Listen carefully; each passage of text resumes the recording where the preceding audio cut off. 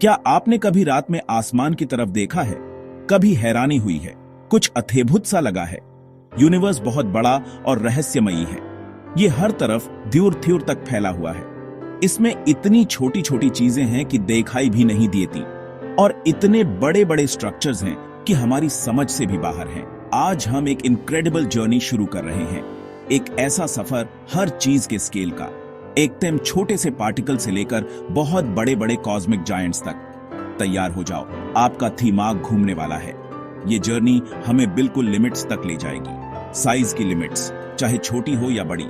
हम स्टार्ट करेंगे सबसे छोटी पॉसिबल चीज से। एक चीज है जिसे प्लैंक लेंथ कहते हैं। फिर हम step by step zoom out करेंगे, एटम से आगे, हम इंसानों से आगे, अपनी धरती से भी आगे। हम सितारों और बड़ी बड़ी गैलेक्सीज तक जाएंगे, उस हद तक जहां तक हम देख सकते हैं।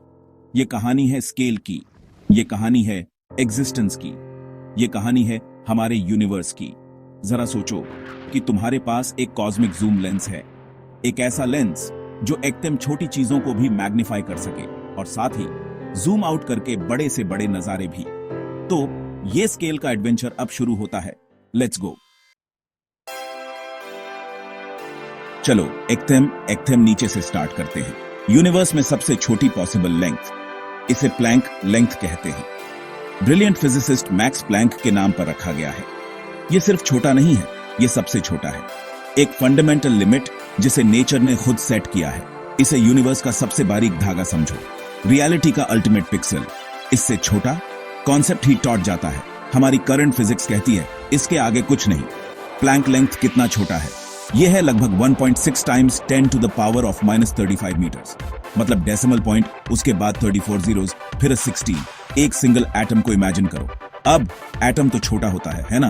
प्लैंक लेंथ एक एटम के लिए उतना ही छोटा है जितना एक एटम हमारे पूरे सोलर सिस्टम के लिए, या शायद उससे भी छोटा जितना ये कंपैरिजन असल में देखा सकता है। ये इतना माइंड बॉगलिंगली छोटा है, हमारा ह्यूमन इंट्यूशन इसे बस समझ ही नहीं सकता। यहां हमें मैथमेटिक्स की लैंग्वेज की जरूरत है और ढेर सारी इमेजिनेशन की। यही सबसे छोटा स्केल क्यों है? ये फंडामेंटल कांस्टेंट्स को कंबाइन करने से आता है। Speed of light, Planck's constant और ग्रेविटेशनल कांस्टेंट। ये फिजिक्स की हमारी अंडरस्टैंडिंग के पिलर्स हैं। इसी इन्फिनिटेसिमल स्टिच से बाकी सब कुछ बुना हुआ है। अब प्लैंक लेंथ से थोड़ा जूम आउट करते हैं, लेकिन हम अभी भी बहुत छोटी चीजों की थ्योनिया में हैं। हमें क्वार्क्स और इलेक्ट्रॉन्स मिलते हैं। ये फंडामेंटल पार्टिकल्स हैं, मतलब जिनसे बाकी सब कुछ बनता है। क्वार्क्स मिलकर प्रोटॉन्स और न्यूट्रॉन्स बनाते हैं।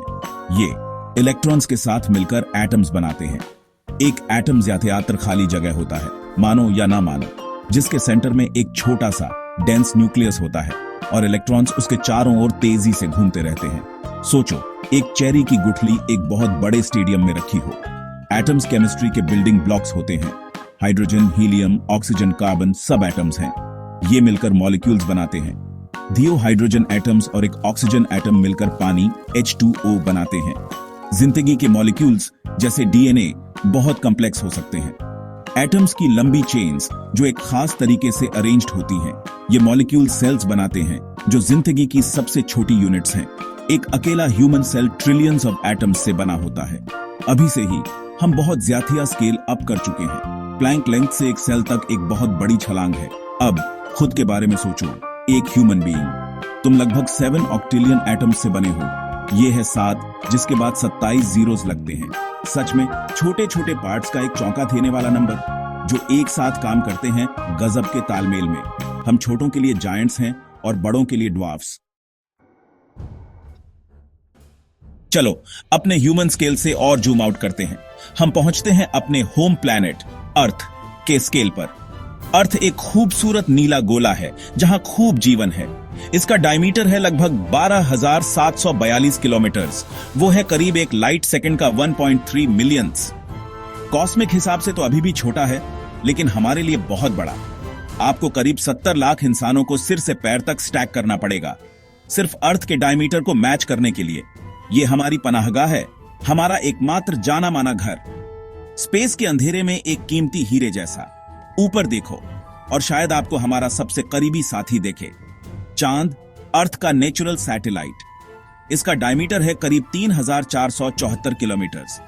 करीब करीब अर्थ के साइज का चौथाई हिस्सा। ये हमारा चक्कर लगाता है एवरेज 3,84,400 किलोमीटर की थ्योरी पर।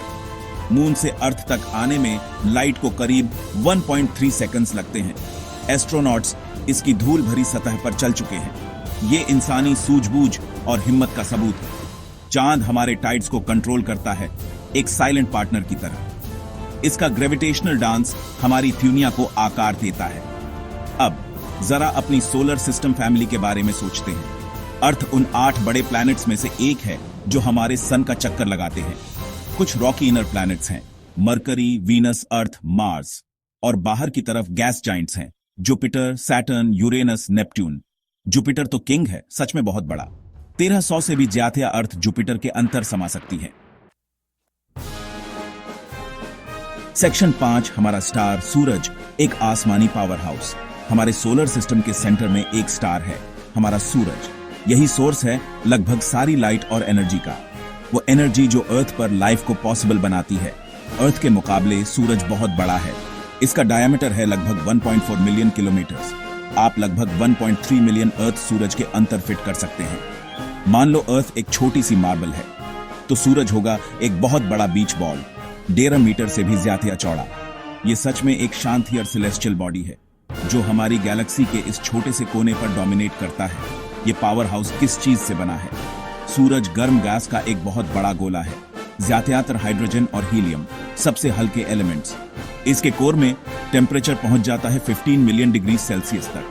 प्रेशर बहुत ज्यादा होता है, इतना कि हम सोच भी नहीं सकते। ये एक्सट्रीम कंडीशंस न्यूक्लियर फ्यूजन को फ्यूल करते हैं। हाइड्रोजन एटम्स आपस में जुड़कर हीलियम बनाते हैं। इस प्रोसेस से बहुत सारी एनर्जी निकलती है, एनर्जी जो बाहर की तरफ ट्रैवल करती है लाइट और हीट बनकर। ये 4.6 बिलियन सालों से चमक रहा है और अरबों साल और चमकेगा। सूरज की एनर्जी हमारे प्लैनेट को जिंदा रखती है। प्लांट सनलाइट को फोटोसिंथेसिस के लिए यूज करते हैं, जो फूड चेन का बेस है। सनलाइट हमारे एटमॉस्फेयर को गर्म करती है और हमारे मौसम को चलाती है। सूरज के बिना अर्थ एक जमी हुई बेजान चट्टान होती। इसकी ग्रेविटी प्लैनेट्स को उनके ऑर्बिट्स में पकड़ कर रखती है, हमारे सोलर सिस्टम को एक स्टेबल प्रिडिक्टेबल डांस में रखते हुए। हम इसके चक्कर लगाते हैं साल दर साल। सेक्शन 6, स्टेलर नेबरहुड्स, यानी हमारे सूरज के पार। चलो अब अपने सोलर सिस्टम से बाहर निकलते हैं, तारों के बीच की उस बहुत बड़ी खाली जगह में। यहाँ की थ्योरियां तो सच में होश उड़ा देने वाली हैं।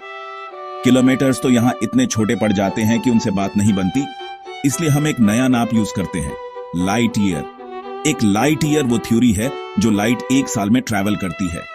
लाइट की स्पीड बहुत जबरदस्त होती है, करीब 3 लाख किलोमीटर एक सेकंड में।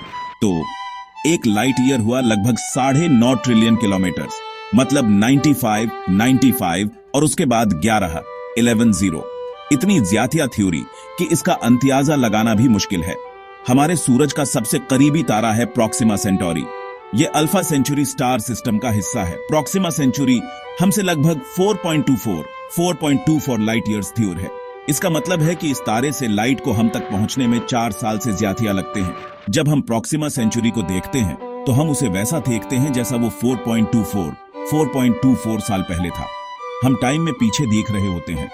हमारे सबसे तेज स्पेसक्राफ्ट को भी इस सबसे करीबी तारे तक पहुंचने में देसियों हजार साल लग जाएंगे।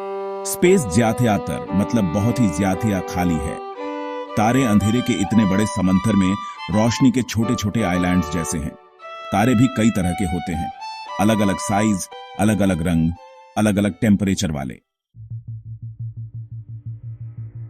सेक्शन 7, गैलेक्सी की शान मिल्की वे की गौद में। चलो अपना बाहर का सफर जारी रखते हैं, अलग अलग तारों से आगे। हमें पता चलता है कि तारे अक्सर एक साथ ग्रुप में होते हैं। ये बहुत बड़े बड़े कलेक्शंस बनाते हैं जिन्हें गैलेक्सीज कहते हैं। हमारा सन भी एक गैलेक्सी का हिस्सा है जिसे मिल्की वे कहते हैं। ये एक शांतियार स्पाइरल गैलेक्सी है, जैसे कोई कॉस्मिक चक्री हो। अगर आप किसी अंधेरी जगह पर हो तो आप इसकी एक धुंधली सी पट्टी देख सकते हैं जो रात के आसमान में फैली होती है। वो पट्टी अरबों थ्योर के तारों की मिली जुली रोशनी है जिसे हम अंधेर से देखते हैं क्योंकि हम वहीं तो हैं। ये हमारा तारों का अपना शहर है। मिल्की वे कितनी बड़ी है? ये करीब 1 लाख लाइट ईयर्स चौड़ी है। याद है ना, एक लाइट ईयर होता है 9.5 ट्रिलियन किलोमीटर्स। तो लाइट को 1 लाख साल लगते हैं एक सिरे से दूसरे सिरे तक जाने में।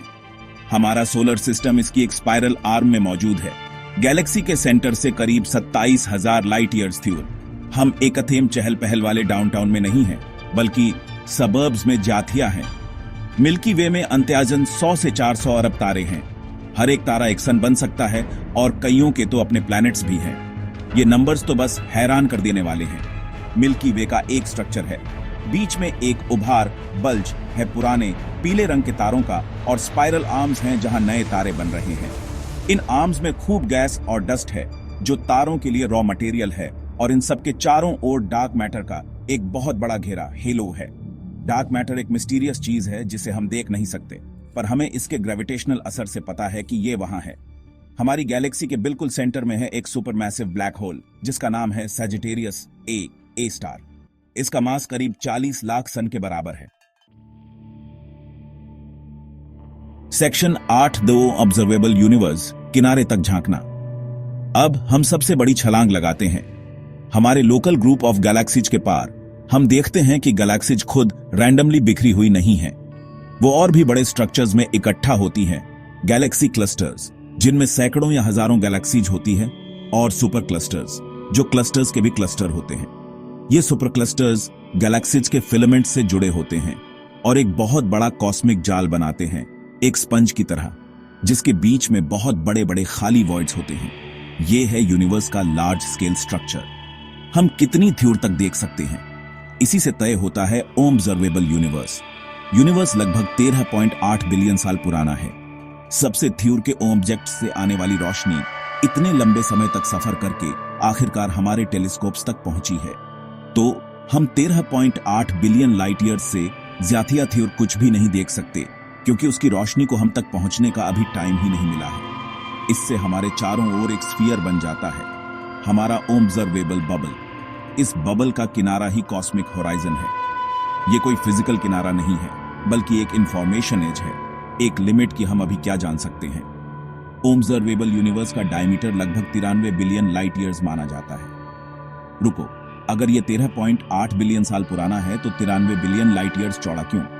ऐसा इसलिए है क्योंकि यूनिवर्स फैल रहा है, और दूर के हिस्सों के लिए यह फैलाव खुद रोशनी से भी तेज हो सकता है। गैलेक्सीज के बीच की जगह खींच रही है, तो जिन ऑब्जेक्ट्स की रोशनी हम 13.8 बिलियन साल पहले से देख रहे हैं, वो अब इस फैलाव की वजह से बहुत ज्यादा दूर हो गए हैं।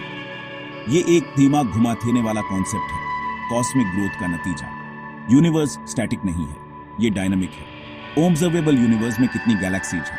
अनुमान है कि सैकड़ों बिलियंस से लेकर शायद 2 ट्रिलियन तक। हर एक गैलेक्सी में बिलियंस या यहां तक कि ट्रिलियंस तारे होते हैं। Section 9 conclusion, a tapestry of scales. हम काफी दूर तक का सफर कराए हैं, है ना?